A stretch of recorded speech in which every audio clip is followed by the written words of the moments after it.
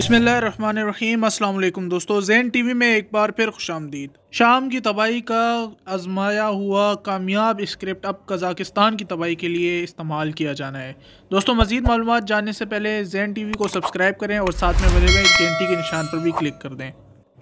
Kazakhstan इस वक्त America और रूस के दरमियान प्रॉक्सी जंग का मैदान बन रहा है, जो कि बहुत ख़तरनाक खाना जंगी की तरफ धकेला जा रहा है। और इसकी वजह सिर्फ़ और सिर्फ कज़ाकिस्तान की करप्ट और नाअहल हुकूमत है कि जिसके वजह से ये सारी सिचुएशन पैदा हो चुकी है। कज़ाकिस्तान में तेल और गैस के बहुत ज़्यादा बड़े ज़खायर हैं और ये इतनी बड़ी तादाद में है कि अगर कज़ाकिस्तान की हुकूमत वहाँ की आवाम को मुफ्त में भी ये देना चाहे तो वो ये गैस और तेल उनको दे सकते हैं, लेकिन उस पर जुल्म ये कर रहे हैं अपनी आवाम पर कि ये लोग उनको गैस और तेल जो कि 50 टेंजी वहाँ की जो करेंसी है, जिसका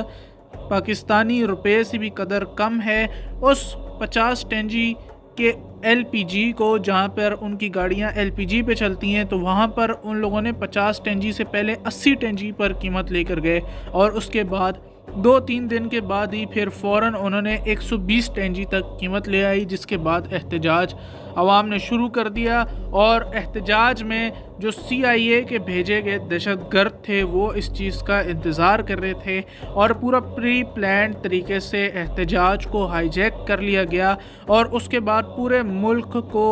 खाना जंगी की तरफ धकेलने की पूरी कोशिश की गई। अब बज़ाहिर तो ये एक एहतजाज सिर्फ़ और सिर्फ ऑयल की जो गैस की कीमतें बढ़ी थी उसके ख़िलाफ़ था, लेकिन आप देखें कि कज़ाकिस्तान का जो सदारती महल है उसको जाके जला दिया गया पूरे तरीके से और वहाँ के जलाने के लिए भी बज़ाहिर मुज़ाहिरीन के ज़रिए ये काम करवाया गया, लेकिन मुज़ाहिरीन के दरमियान दहशतगर्द छुपे हुए हैं जो कि इस तरह की हरकत कर रहे हैं। बहुत सारी वीडियोस आए जिनके अंदर दहशतगर्द गाड़ियों के अंदर बैठ के पुलिस वालों को कुचल रहे हैं, उनको गोलियां मार रहे हैं, कत्ल कर रहे हैं और ये लोग रुक रहे नहीं हैं, जबकि हुकूमत ने इस्तीफ़ा भी दे दिया है और कीमतें जो कि LPG की कीमतें थी वो दोबारा से 50 टेंजी तक वो ले आए हैं। लेकिन ये कत्लो गारत नहीं रुक रही, क्योंकि ये कत्लो गारत दहशतगर्द तंजीमें कर रही हैं जो कि CIA ने भेज दी हैं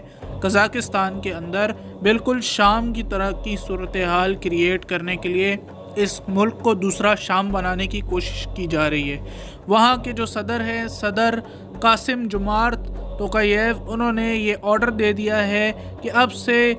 लॉ इन्फोर्समेंट की जितनी भी एजेंसीज़ हैं उनको खुली छूट है कि जो शख्स उन्हें दिखे कि वो, और ना सिर्फ दिखे बल्कि शक भी हो कि अगर वो शख्स दहशतगर्दी कर रहा है और एंटी गवर्नमेंट प्रोटेस्ट की आड़ में वो शख्स मुल्क को नुकसान पहुंचा रहे तो उसे गोली मार दी जाए। और उसके बाद से अभी तक तकरीबन 160 लोग मारे गए हैं। जबकि दूसरी तरफ मगरबी मीडिया और उनकी हुकूमतें इस बात को ज़ाहिर करने की कोशिश कर रही हैं कि ये तमाम के तमाम सिर्फ पुरतशद्दुद वाक़यात, वहाँ की आवाम का गुस्सा है, वहाँ पर दहशतगर्द कोई भी मौजूद नहीं है, जबकि सब झूठ है। बिल्कुल शाम की तरह फ्री सीरियन आर्मी, जैसे सीरियन अरब आर्मी जो कि ऑफिशियल आर्मी थी, उसको रिप्लेस करने के लिए ये दहशतगर्द तंजीम फ्री सीरियन आर्मी बनाएगी। इसी तरीके से ये दहशतगर्द तंजीम जो कि आपकी स्क्रीन पर इस वक्त चल रहे हैं, KPLF यानी कज़ाकिस्तान पीपल्स लिबरेशन फ्रंट, बिल्कुल आप देखें वही स्क्रिप्ट है, यानी कि जैसे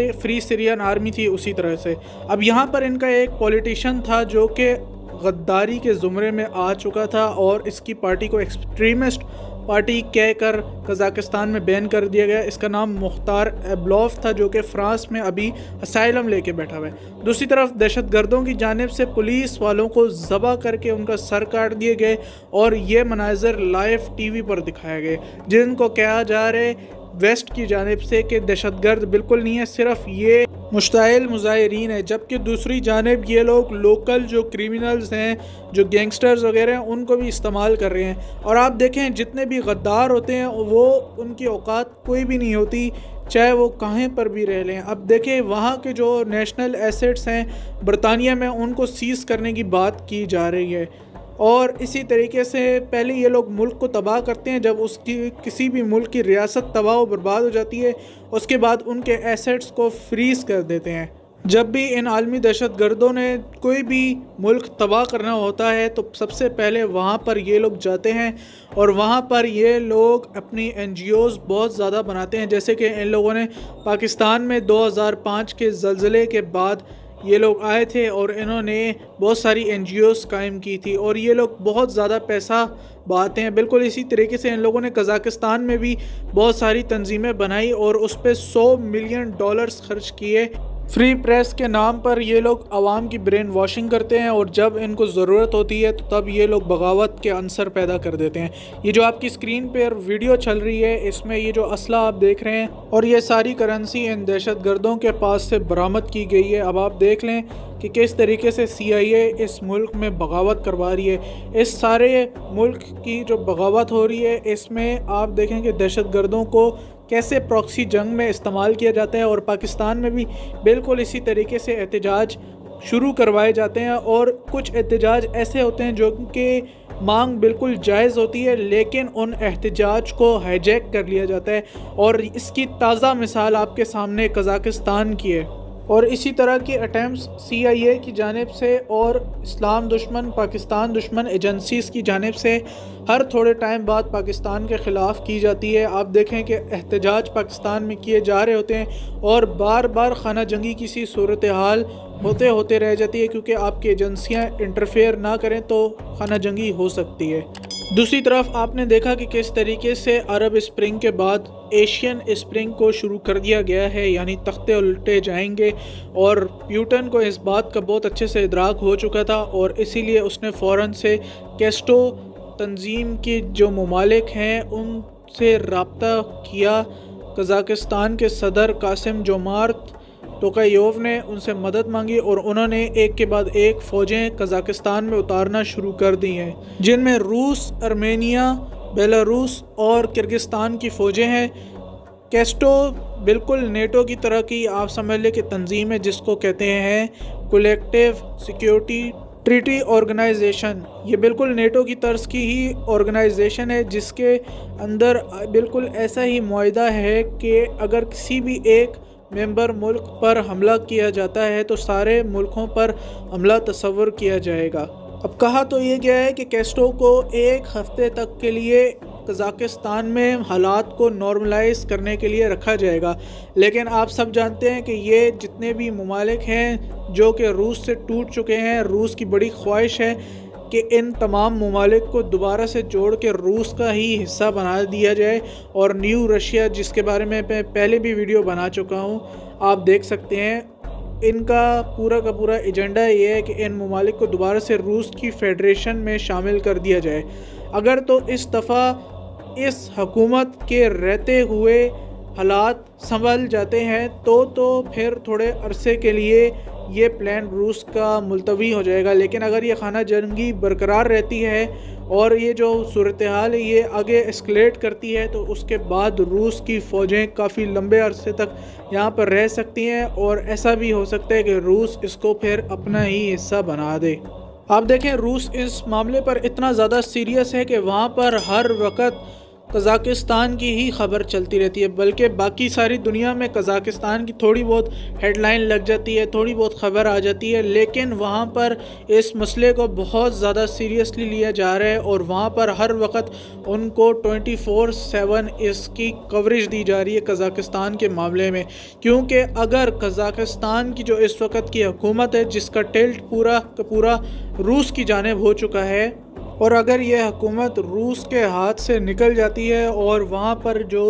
एक जाली इनकलाब इस वक्त आ रहा है, बिल्कुल शाम के इनकलाब की तरह, अगर ऐसा हो जाता है तो फिर इसके बाद वहाँ पर रूस की हेजेमनी बिल्कुल ख़त्म हो जाएगी। अब वहाँ पर आर्मी बहुत सारी जगहों पे और उनकी पुलिस सरेंडर कर रही है और बिल्कुल शाम की तरह की सूरत हाल हो रही है। और इस वक्त वहाँ पर खाना जंगी की जो सूरत हाल है, इस पर पाकिस्तान को उनकी फ़ौज को सपोर्ट करना चाहिए, उनकी हुकूमत को सपोर्ट करना चाहिए। दोस्तों, हालत ये है कि वहाँ का जो साबिक इंटेलिजेंस चीफ़ करीम मैसिमोव इस पर गद्दारी साबित हो चुकी है और इसको गद्दारी के इल्ज़ाम में गिरफ़्तार कर लिया गया। अब आप ख़ुद सोच लें कि साबिक इंटेलिजेंस चीफ़ तक बात पहुंच चुकी है, तो फिर आगे क्या रह जाता है। अब इधर के हालात देखते हुए पाकिस्तान को इनकी हुकूमत को सपोर्ट करना चाहिए और इनकी जो जाली इनकलाब है इसको सपोर्ट नहीं करना चाहिए, क्योंकि ये इनकलाब इस वक्त अगर हम उनकी हुकूमत को सपोर्ट करते हैं तो कम से कम वहाँ पर रशियन इन्वेजन जो रशिया करना चाहता है वो रुक जाएगी, रशियन फेडरेशन जो बढ़ना चाहती है वो रुक जाएगी, और वहाँ पर जो अमेरिका का जाली इनकलाब के बाद जो यहाँ पर ख़त्ते की सूरत-ए-हाल ख़राब होगी और जो चीन का और पाकिस्तान का जो मुस्तकबिल ख़राब करने की साजिश होगी वो तमाम की तमाम रुक जाएगी अगर हम इनकी हुकूमत को सपोर्ट करते हैं। वहाँ के अवाम के मुतालबात जायज़ हैं, लेकिन वहाँ की आवाम को अपने डेमोक्रेटिक सिस्टम के तहत इनको चलता करना पड़ेगा। मुसल्लत हम पे हुए इस्लाम से जब हम दूर